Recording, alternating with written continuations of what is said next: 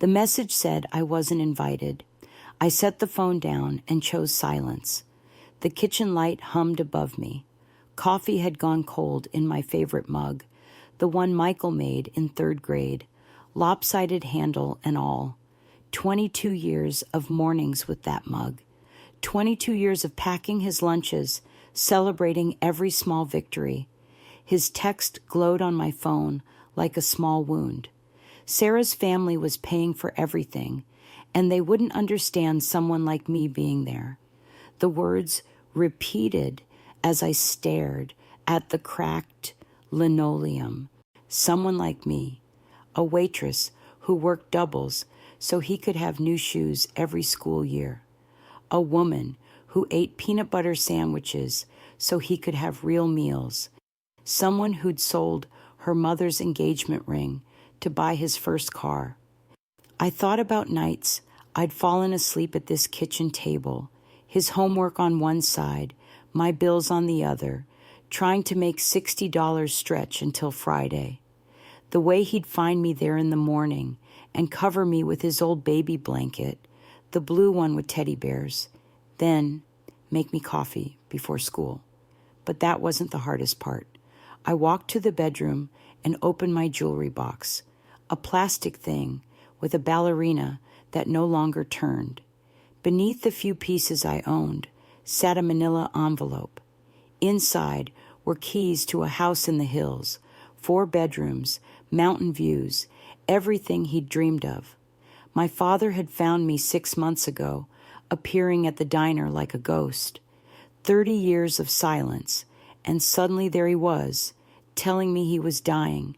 Lung cancer, he said, and he wanted to make amends for abandoning his daughter when she was 19 and pregnant and scared.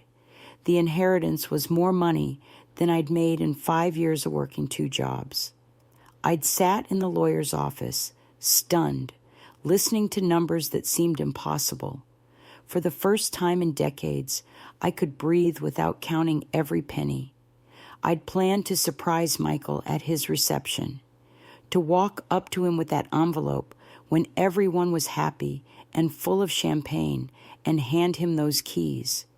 I'd imagined his face lighting up when he realized his mother, his waitress mother, could finally give him the future he deserved.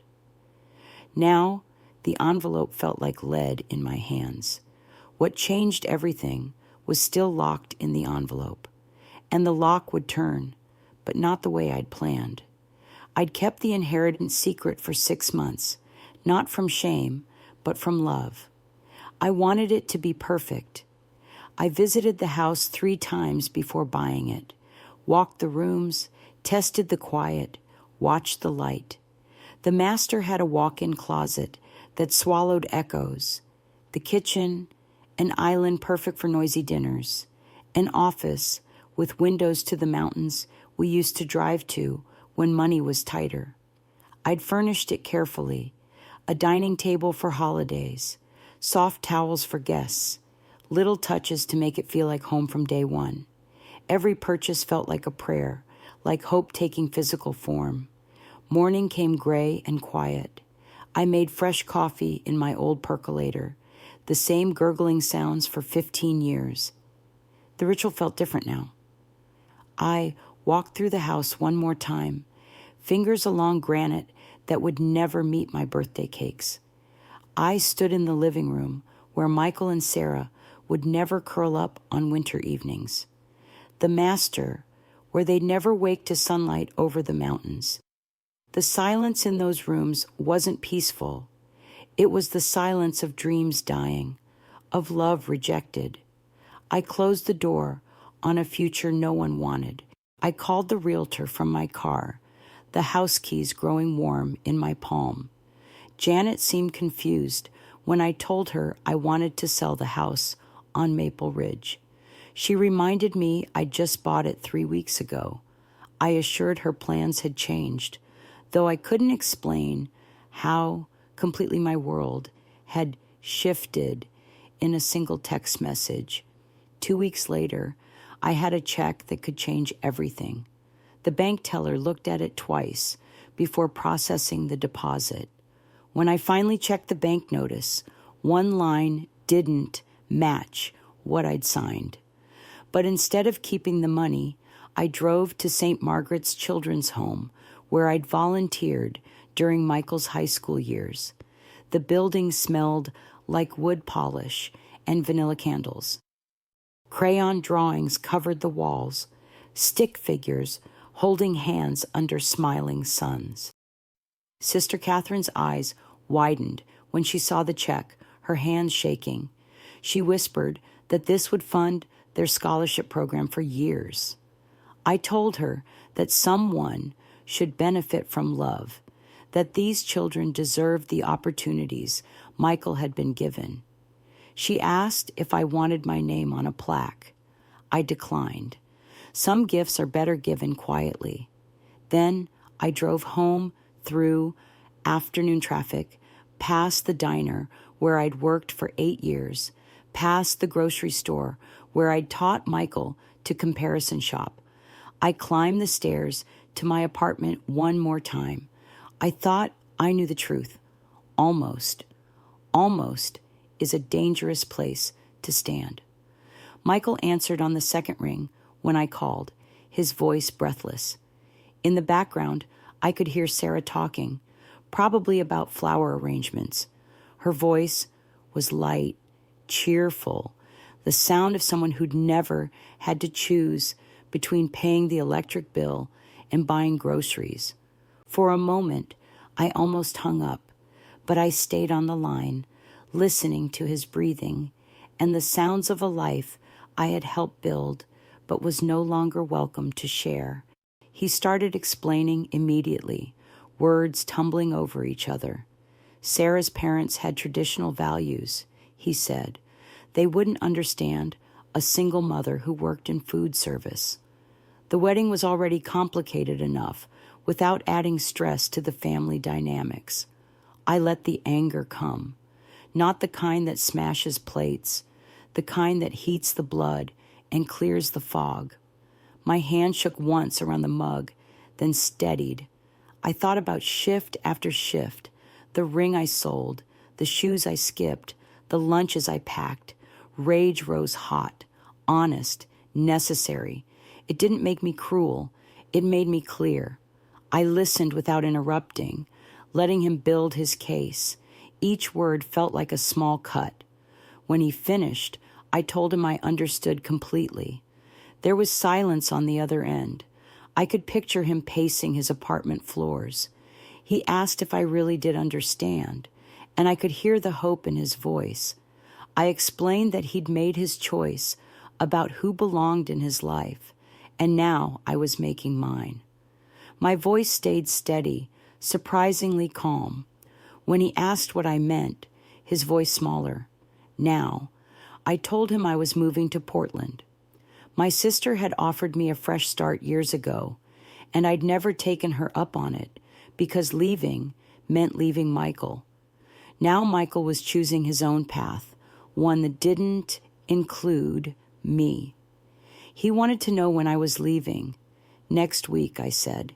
He tried to stop me then, saying we could work something out. Maybe I could come to the reception, but not the ceremony. I reached for the teddy bear blanket draped over my chair, the same one that had comforted him through nightmares. My voice softened slightly, but my decision held firm. I explained that I loved him and always would, but I wouldn't be someone's embarrassment, wouldn't spend the rest of my life being hidden away whenever his new family wanted to pretend I didn't exist. The line went quiet except for his breathing, heavy and irregular, a small catch, almost like a whisper that never quite formed. In the background, Sarah's voice had stopped. I said goodbye and hung up. The silence felt different, not empty, but expectant. Listen close. This detail matters.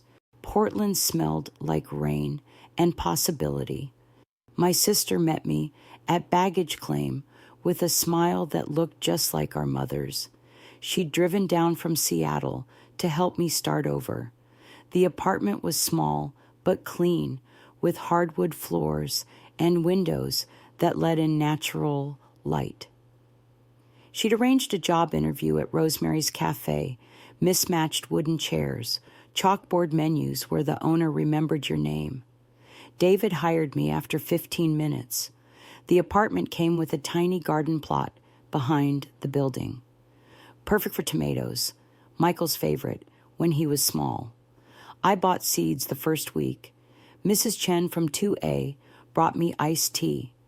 Mr. Rodriguez from 1B shared his tools. Simple kindnesses from strangers who saw someone starting over. Months passed. Spring became summer, and my tomatoes grew tall and strong. David promoted me to assistant manager after 6 months. Then a year passed, then 2, then 5. I thought the past had finished speaking. It hadn't. My voicemail collects Michael's words like autumn leaves, brown, brittle, too many to count. I've never changed my number. Some part of me couldn't quite close that door completely. The first messages were angry, demanding I call back immediately. Then came confused messages where anger had faded into something like grief. He discovered I'd sold the house when new owners moved in. Later came desperate, pleading messages after he learned the truth. A month after his wedding, Janet the realtor had run into him at a downtown coffee shop. She'd assumed he knew about the house, the sale, the donation. When she realized he didn't, she told him everything. His voice cracked in those recordings as he realized what his rejection had cost. Not just the relationship with his mother, but the security I'd tried to give him. His most recent message told me that he and Sarah were divorcing, that the marriage had been a mistake. He said I'd been right about her family.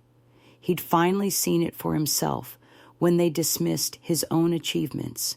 He needed me, the message said, his voice smaller and younger than I'd heard it in years. He was sorry, sorrier than words could express. That message came last Tuesday. I played it twice before pressing delete, not out of cruelty, but out of self-preservation. Some doors are safer closed from the inside. The tomatoes are coming in beautiful this year.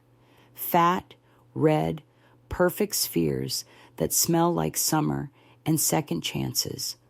I give them to neighbors who smile and ask about my day.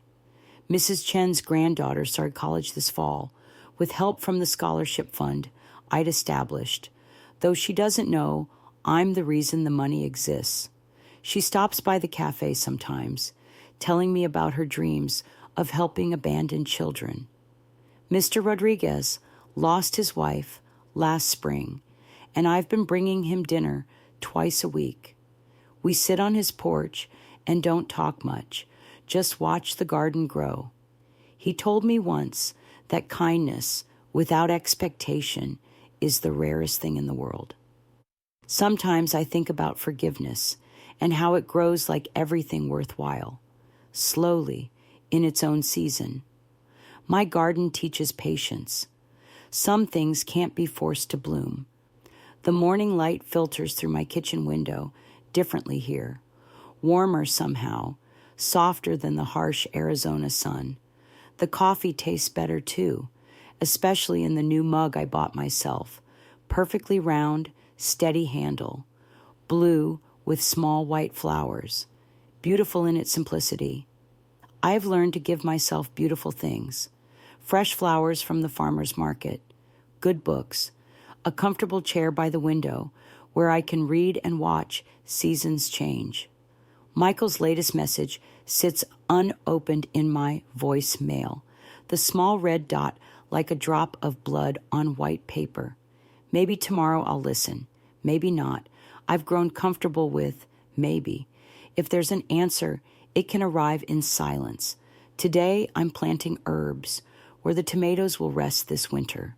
Basil for the summer that's ending. Rosemary for remembering. Mint for fresh starts. My hands are steady in the soil. Some choices reshape everything that follows. I chose myself, finally, after decades of choosing everyone else first. I chose a life where my worth isn't measured by someone else's shame. The garden grows quiet around me, full of promises only I need to keep. In the distance, someone is grilling dinner, and children are laughing. Life continues its ancient rhythms, seasons turning, people learning, hearts slowly healing. I am enough. I have always been enough. It just took me 57 years and a broken heart to finally understand that truth. I hovered over the last voicemail, and the name on the transcript wasn't his. Maybe healing means letting some names stay unknown,